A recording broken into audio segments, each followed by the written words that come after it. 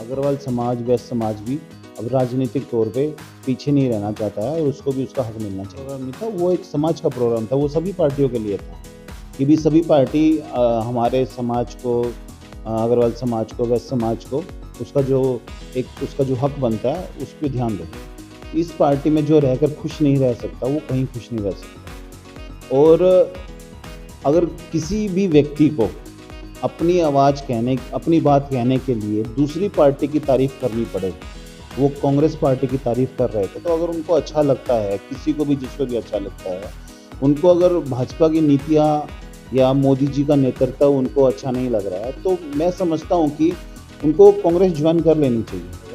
ये जो हमारे सीनियर नेता है, जो हमारी लीडरशिप है, वही इसको डिसाइड करेगी कि उन्होंने बात सुननी है या नहीं सुननी है। अब हो सकता है पार्टी ने जो सांसद रहे हैं उनका जो कार्यकाल रहा होगा बहुत अच्छा रहा होगा, वो प्रदेश में उनसे कुछ अच्छा करवाना चाहती है, उनको किसी बड़े पद पे देना चाहती है, उनको कैबिनेट मंत्री बनाना चाहती है प्रदेश सरकार बनने के बाद। तो वो सारी चीज़ें अब क्या उनके फ्यूचर प्लानिंग है, वो तो देखिए बड़े नेता हैं वो ही बता सकते हैं। मैं तो सिर्फ हम लोग तो उन चीज़ों को देखते हैं कि इसमें गलत क्या है। आज गठबंधन है, कल हो सकता है हमारा गठबंधन हो या ना हो, तो उसी टाइम थोड़ी तैयारी करेंगे हम 10 लोकसभा पे। तैयारी तो आज ही करके चलेंगे ना। वो भी यही सोच रहे हैं कल उनका गठबंधन हमारे साथ हो ना हो, वो भी 10 की 10 पे तैयारी करके चलेंगे। नहीं, वो इंडिया है ही नहीं वो। जो उनका गठबंधन हुआ है, इतनी सारी जो ये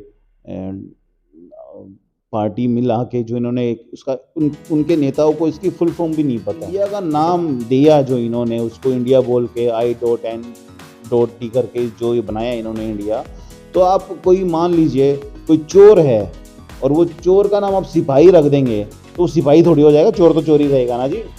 तो ये कोई ना हरियाणा को लेके कोई भी किसी भी तरह की कोई भी चुनाव की कोई चर्चा नहीं है, ना संगठन में है और ना ही RSS में है, ना पार्टी में। तो मेरा भी एक अपना गोल है, सोच रखा है, अगर पार्टी मेरे को टिकट देती है और हिसार की जनता का मेरे को आशीर्वाद मिलता है, प्यार मिलता है, और जिसकी एक बार की फीस 2-2 करोड़ रुपए हैं और वो 60-70 करोड़ रुपए अभी तक दे चुके हैं।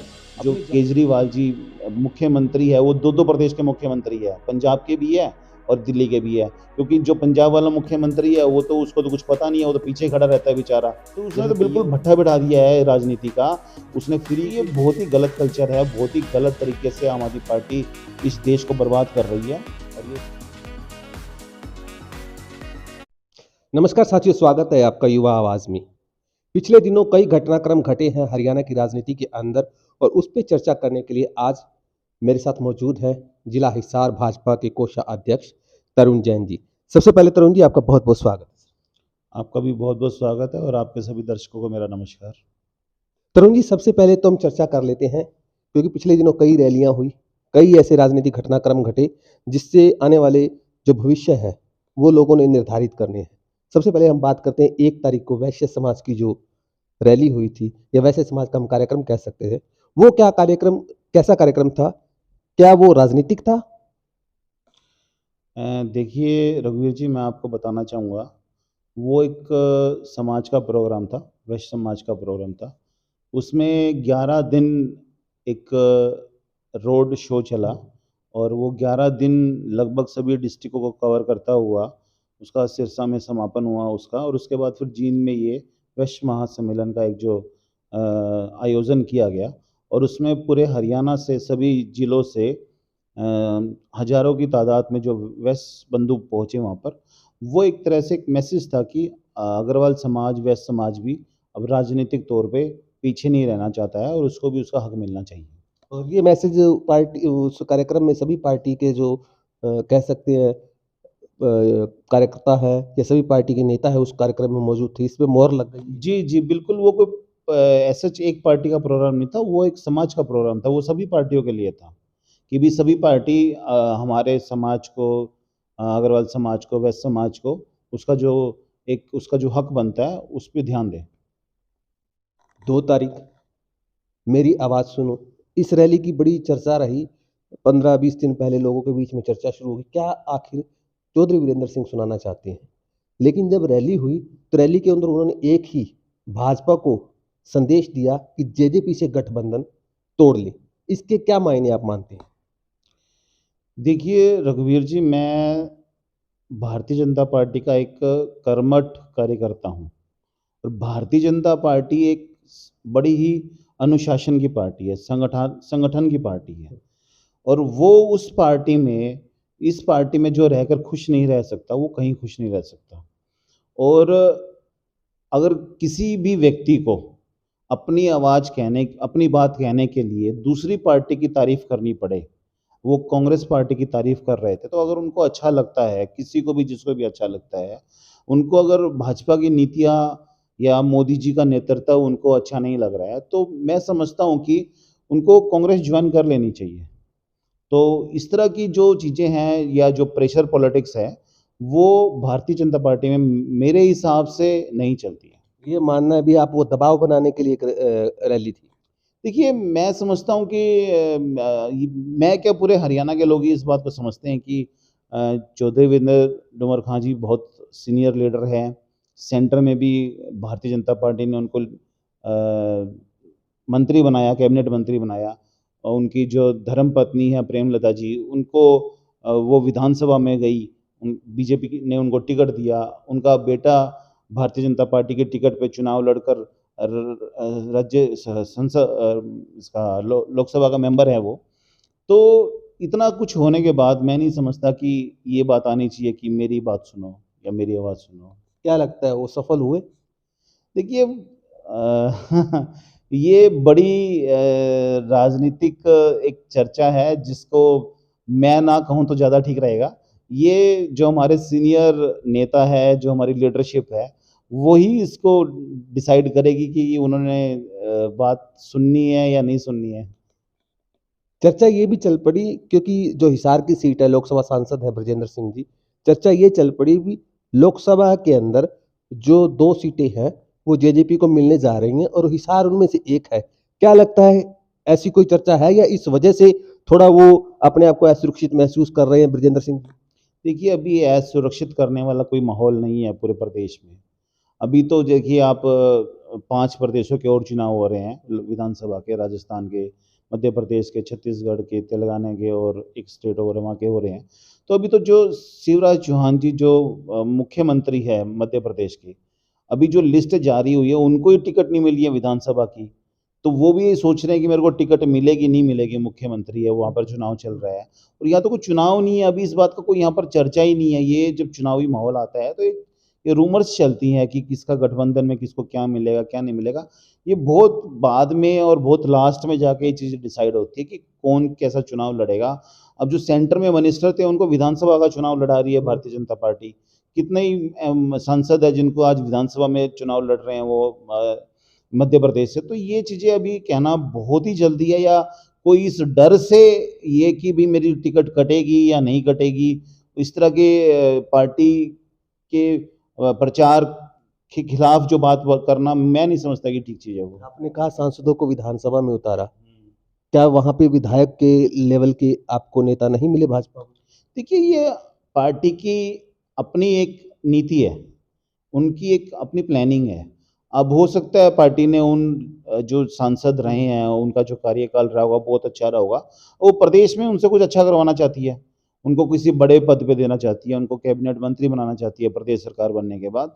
तो वो सारी चीज़ें अब क्या उनके फ्यूचर प्लानिंग है, वो तो देखिए बड़े नेता हैं, वो ही बता सकते हैं। मैं तो सिर्फ़ हम लोग तो उन चीज़ों को देखते हैं कि भी भारतीय जनता पार्टी कुछ भी कर सकती है। हरियाणा के अंदर बीजेपी जेजेपी गठबंधन का भविष्य? देखिए, अभी सरकार चल रही है हमारी गठबंधन में और भविष्य जो है हमारी पार्टी का उज्ज्वल है। बीजेपी कह रही है हम भी 10 लोकसभा चुनाव लड़ेंगे और जेजेपी कह रही है हम भी 10 लोकसभा चुनाव लड़ेंगे, तो गठबंधन कहाँ? तो इसमें गलत क्या है? इसमें गलत क्या है? आज गठबंधन है, कल हो सकता है हमारा गठबंधन हो या ना हो, तो उसी टाइम थोड़ी तैयारी करेंगे हम 10 लोकसभा पे। तैयारी तो आज ही करके चलेंगे ना। वो भी यही सोच रहे हैं, कल उनका गठबंधन हमारे साथ हो ना हो, वो भी 10 की 10 पे तैयारी करके चलेंगे।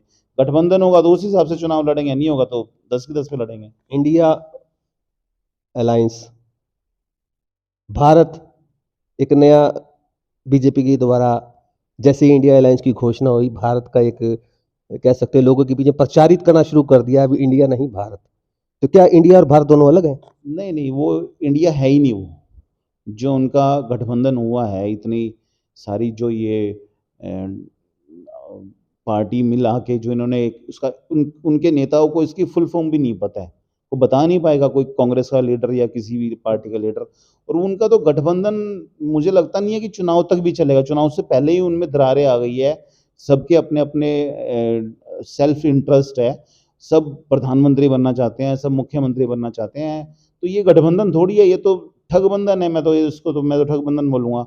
और इंडिया का नाम दिया जो इन्होंने, उसको इंडिया बोल के I.N.D करके जो ये बनाया इन्होंने इंडिया, तो आप कोई मान लीजिए कोई चोर है और वो चोर का नाम आप सिपाही रख देंगे, तो वो सिपाही थोड़ी हो जाएगा, चोर तो चोर ही रहेगा ना जी। तो ये कोई मैं तो समझता नहीं हूँ कि इससे कुछ फ़र्क पड़ेगा। और हमारे संस्कृति के अंदर जो हज़ारों साल से जो हमारे देश का नाम है, वो भारत नाम है, भारत। तो हमारा एक अपनापन जो है जो झलकता है, भारत से झलकता है। आप किसी भी गीत में इंडिया नहीं आएगा कहीं पे, या संगीत में या कोई संस्कृत शब्द में भारत आता है वहाँ पर। तो इसलिए हमें अपने भारत देश पे गर्व होना चाहिए, भारत के नाम पर हमें गर्व होना चाहिए। बात करते हैं हिसार की। हिसार की मेयर के चुनाव भी बहुत जल्द होने वाले हैं। दिसंबर में उम्मीद है अभी चुनाव हो जाएँगे और विधानसभा चुनाव भी ये कयास लगाए जा रहे हैं शायद कहीं लोकसभा के साथ में ही ना करवा दिए जाएँ। क्या ऐसा कुछ संभव है आपकी क्योंकि संगठन में तो सभी को कुछ न कुछ तो इन्फॉर्म कर दिया जाता है। देखिए अभी ना हरियाणा को लेके कोई भी किसी भी तरह की कोई भी चुनाव की कोई चर्चा नहीं है। ना संगठन में है और ना ही आरएसएस में है, ना पार्टी में है। नहीं, लोगों में तो विरोधियों में चर्चा है जिस प्रकार से बीजेपी अब मतलब तेज़ी पकड़ रही है प्रचार के अंदर, तो उनकी पूरी तैयारी है अभी लोकसभा और विधानसभा को इकट्ठा करवा दिया जाए। ये तेज़ी कहाँ पकड़ रही है बीजेपी? बीजेपी तो अपना रूटीन के जो पार्टी प्रचार का काम होता है, जो लोगों की जनहित के कार्य होते हैं, जो स्कीम्स होती है सरकार की, वही लोगों तक पहुँचा रही है, वही काम कर रही है। मुझे नहीं लगता कि पार्टी ने कोई स्पीड पकड़ ली है। हाँ, ये ज़रूर है कि लोकसभा की तैयारियाँ शुरू हो गई है, पूरे देश में शुरू हो गई है। लोकसभा चुनाव अब कब डिक्लेयर हो जाए ये कह नहीं सकते हम। लेकिन हाँ, ये ज़रूर है होएगा 2024 में ही। अभी कोई चांस नहीं है 2023 में चुनाव होने का। अभी तो 5 स्टेटों के चुनाव होने हैं, उसके बाद नगर निगम की चुनाव आप जो बात कर रहे हो, फिर शायद हो सकता है नगर निगम के चुनाव हरियाणा में या जहाँ-जहाँ होने डिक्लेयर हो जाए, हो सकता है डिले भी हो जाए, दोनों चीज़ें हैं। अभी उस बारे में मैं आपको बिल्कुल सही तरीके से खुद मेरे को नहीं पता, इसलिए मैं बता नहीं पाऊँगा आपको। हर पार्टी के अंदर कोई न कोई अपना भविष्य तलाशता है या राजनीतिक आप एक व्यक्ति हैं, राजनीति के अंदर आप फिलहाल हैं, तो आप अपना भविष्य क्या देखते हैं? देखिए, राजनीति के अंदर सब आदमी अपना भविष्य बिल्कुल देखते हैं कि भई हाँ, मुझे यहाँ पर कुछ मिले। हर आदमी की एक अपना एक स्वार्थ होता है और मैं समझता हूँ कि उसमें कोई गलत बात नहीं है।